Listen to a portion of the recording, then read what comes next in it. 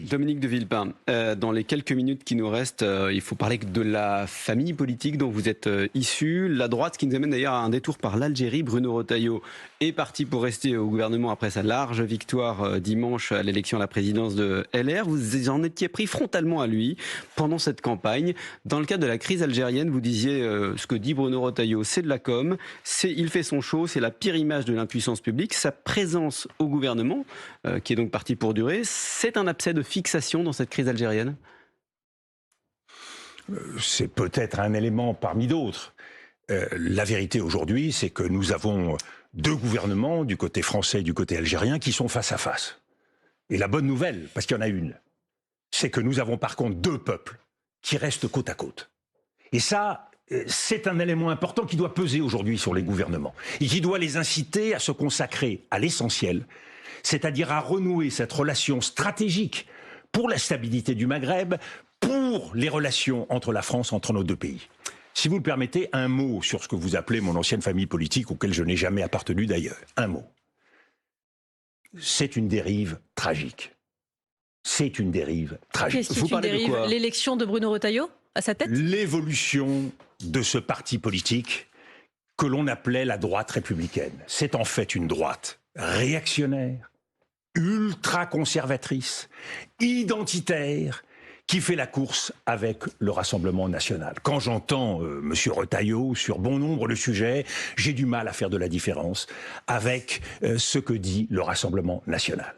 Aujourd'hui, je ne vois pas beaucoup de république. Et d'ailleurs, sur l'état de droit, M. Retailleau s'était brillamment illustré dans sa première sortie ministérielle. Ni sacré, ni intangible, c'est ce qu'il avait dit. Je suis inquiet. Je suis inquiet de voir qu'un certain nombre de digues sont en train de disparaître. La droite, ce n'est pas votre famille politique ?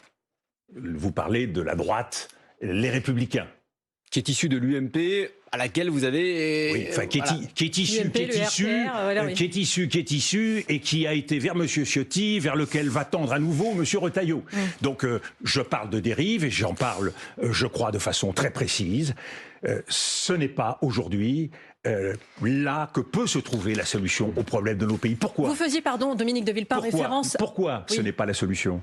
Tout simplement parce que moi, j'attends toujours les premiers résultats de M. Retailleau au ministère de l'Intérieur. Je vois beaucoup de rodomontades, je vois beaucoup de déclarations, je vois beaucoup de 20 heures. Je ne vois pas de résultats.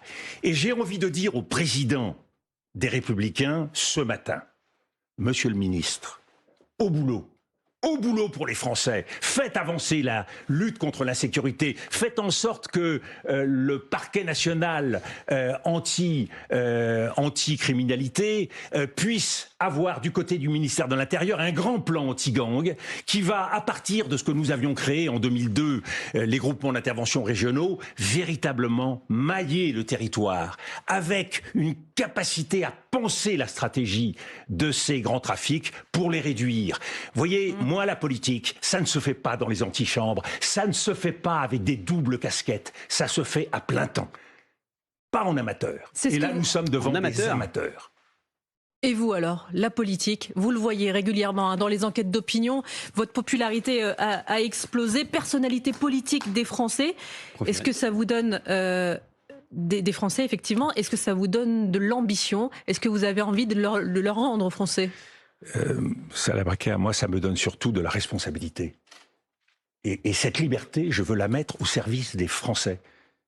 Parce que je crois que notre pays crève de mensonges ça veut dire quoi, et de non-dits. La mettre au service des Français. C'est-à-dire être là devant vous pour dire sur Gaza ce que personne d'autre ne dit dans la classe politique.